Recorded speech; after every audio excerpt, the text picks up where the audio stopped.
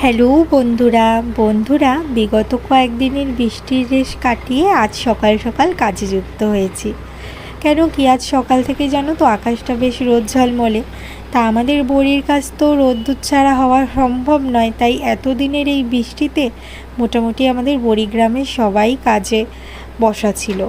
আজ যেহেতু ঝলমলে রোদ্দুর উঠেছে তাই আমাদের আশেপাশের সবাইও বড়ি দিয়েছে, আমরাও দিয়েছি। আমরা আজকে দিয়েছি বিউলি ডালের স্পেশাল বড়িটা।